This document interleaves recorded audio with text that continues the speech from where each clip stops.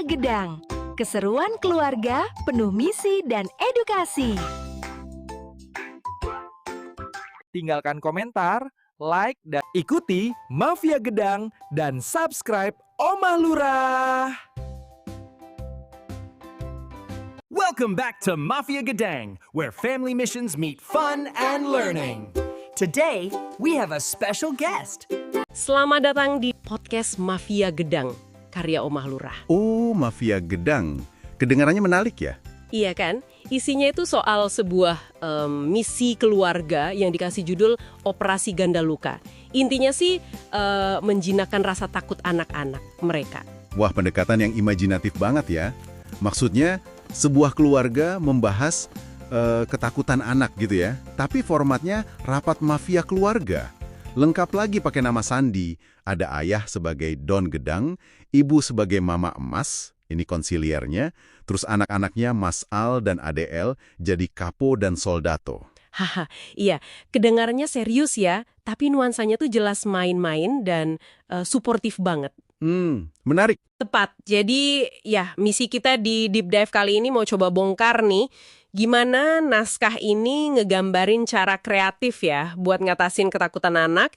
Kita bakal lihat gimana mereka pakai cerita. Nah ini dalam kasus ini ada yang namanya Gandaloka gitu. Dan gimana dinamika keluarga yang unik ini bisa bantu ngubah rasa takut jadi semacam petualangan. Oke deh, yuk kita langsung aja masuk ke rapat darurat mereka ini. Oke. Jadi naskah ini dimulai sama Don Gedang, si ayah, yang mengumumkan misi minggu ini, Operasi Gandaloka. Tujuannya spesifik banget, menangani serangan monster tak terlihat bernama rasa takut. Nah, rasa takut ini dialami Al dan El setelah mereka dengar atau mungkin baca soal Gandaloka. Ya, kita bisa asumsiin ini kayak semacam cerita rakyat atau legenda lokal gitu ya, yang ada unsur seremnya dikit lah. Mana? Ini cara mereka langsung kasih nama musuhnya, rasa takut.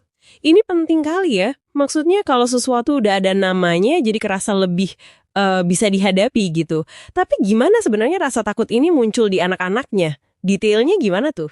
Nah, ini ada laporan langsung dari Kapo, si Mas Al. Dia bilang, imajinasinya jadi liar banget setelah tahu ringkasan Gandaloka. Sampai suara angin malam aja disangka kepak sayap siluman. Waduh.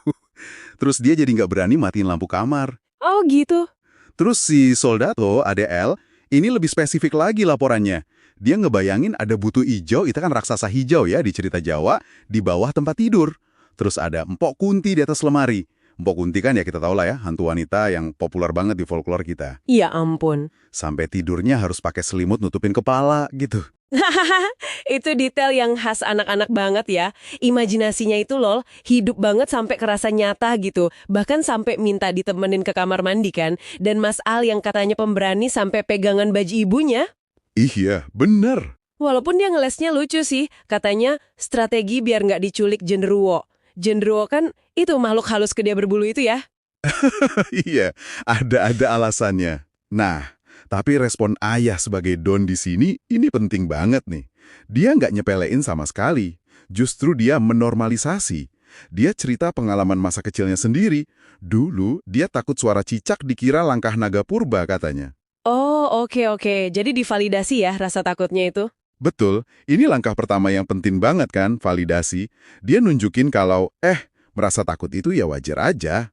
Dan ini masalah yang bakar mereka pecahin bareng-bareng sebagai keluarga. Nah ini dia nih, salah satu nugget penting dari sumber ini ya tampaknya. Kekuatan kerentanan orang tua. Maksudnya, dengan si ayah cerita pengalamannya sendiri, dia nggak cuma nenangin, tapi secara aktif ngasih contoh gitu loh. Bahwa rasa takut tuh ya universal dan bisa kok dihadapi bareng-bareng. Setuju banget. Tapi kan validasi aja nggak cukup ya, perlu strategi dong. Nah, disinilah peran si ibu, sang konsiliere, masuk. Betul sekali, Mama Emas ini yang ngasih petuah.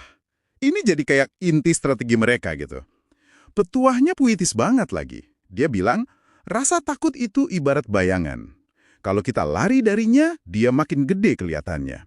Tapi kalau dihadapi pakai cahaya keberanian dari dalam hati, sekecil apapun cahayanya, bayangan itu bakal ngecil terus hilang.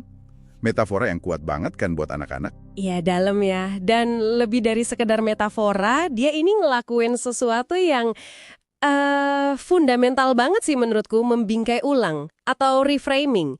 Jadi makhluk-makhluk dari Gandaloka yang tadinya nakutin itu dibingkai ulang sama dia. Bukan sebagai monster jahat, tapi sebagai bagian dari kekayaan budaya kita.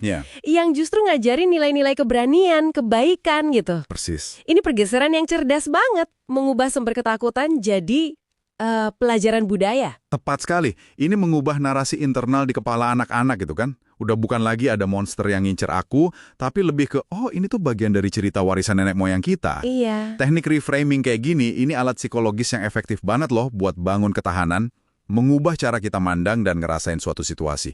Dan kayaknya sih berhasil ya. Di naskah ini diceritain kalau anak-anaknya terus melakukan simulasi tempur di alam mimpi. Gimana tuh maksudnya? Jadi mereka mimpi masuk ke hutan Gandaloka itu. Oh oke. Terus apa yang terjadi di sana? Nah, di mimpi itu mereka ketemu burung emas raksasa. Disebutnya Garuda Perkasa. Awalnya ya takut dong. Tapi mereka ingat pesan si Mama Konsiliera. Kuncinya di sini. Mereka nggak lari. Oh, terus? Mereka justru hadapin itu Garuda. Mereka bilang, kami nggak takut sama kamu. Gitu, dengan berani. Wah, terus hasilnya, ini bagian favorit saya nih pasti. Iya, ini keren banget. Si Garuda itu nggak nyerang sama sekali. Malah, dia tersenyum, terus muji keberanian mereka. Jadi, monster dalam imajinasi mereka itu berubah jadi karakter yang baik hati. Begitu dihadapi, ini kan pembuktian sempurna dari nasihat ibu mereka tadi. Keren banget, demonstrasi langsung ya. Iya, operasi Gandaloka pun akhirnya dinyatakan sukses. Rasa takutnya berhasil dijinakan, terus diubah jadi keberanian. Anak-anak ini jadi nggak cuma ngatasin fobia sesaat mereka ya, tapi juga jadi belajar menghargai cerita budaya mereka sendiri. Dapat bonus ya. Betul. Nah, sebagai pengingat misi ini, mereka menetapkan kata sandi rahasia keluarga. Oh ya, apa tuh kata sandinya? Kata sandinya, Garuda berani. Diucapin bareng-bareng gitu sama mereka. Manis banget ya. Penutup yang pas, menegaskan pelajaran yang didapat, sekaligus solidaritas keluarga mereka. Ditutup pakai seruan khas Mafia Gedang, solid. Ya, solid banget kelihatannya. Jadi kalau kita tarik intisarinya nih ya, buat Anda juga yang lagi dengerin, naskah Mafia Gedang ini nunjukin beberapa hal yang kuat banget. Pertama, yaitu tadi, potensi luar biasa dari pendekatan kreatif dan main peran dalam ngatasin isu keluarga. Kayak misalnya ketakutan anak ini. Format Mafia ini walau unik ya, tapi berhasil gitu loh, nyiptain ruang yang aman sekaligus menyenangkan. Setuju. Yang kedua, pentingnya validasi emosi anak oleh orang tua. Kayak yang dicontohin si ayah tadi. Mengakui kalau rasa takut anak itu nyata buat mereka, itu langkah awal yang vital banget. Dan yang ketiga, yang mungkin paling menonjol ya, itu kekuatan reframing narasi. Bagaimana mengubah cerita dari katakanlah horor jadi warisan budaya, itu bisa secara fundamental mengubah persepsi dan juga emosi kita. Nah, kalau kita lihat gambaran besarnya nih ya, ini nunjukin betapa kuatnya sih sebenarnya narasi itu. Mau itu cerita rakyat turun-temurun, atau cerita yang kita ciptain sendiri di keluarga kita, narasi itu punya peran besar dalam membentuk cara kita memahami dan merespons dunia, termasuk emosi sulit kayak rasa takut ini. Teknik mengubah monster jadi simbol yang bisa dihadapi, itu inti dari membangun ketahanan diri kan? Iya benar banget, ini jadi membawa kita ke pertanyaan reflektif ya, buat Anda yang lagi dengerin. Bagaimana ya kita bisa meminjam kekuatan cerita dan pemingkaian ulang alias reframing ini dalam hidup kita sehari-hari. Mungkin ya nggak perlu lah ya rapat mafia keluarga beneran. Haha, ya nggak harus segitunya juga. Tapi coba deh pikirin, monster atau ketakutan yang ada di benak Anda saat ini. Iya. Bisakah Anda nemuin cara untuk membingkai ulang narasi di sekitar tantangan itu? Mengubahnya dari sesuatu yang mungkin tadinya terasa mengancam, jadi sesuatu yang bisa dihadapi atau dipahami. Atau bahkan mungkin bisa dihargai sebagai bagian dari perjalanan unik Anda sendiri. Kayak keluarga Gedang ini yang ngubah Gandaloka dari sumber mimpi buruk jadi simbol keberanian. Jadi pertanyaannya, mungkin narasi apa sih yang sedang Anda jalani sekarang terkait tantangan Anda? Dan adakah cara untuk menceritakannya kembali dengan cara yang lebih memberdayakan? Seperti yang dilakukan keluarga Gedang ini.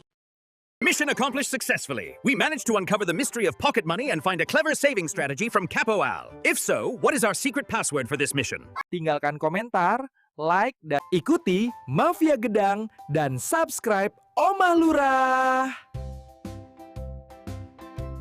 Mafia Gedang, keseruan keluarga penuh misi dan edukasi.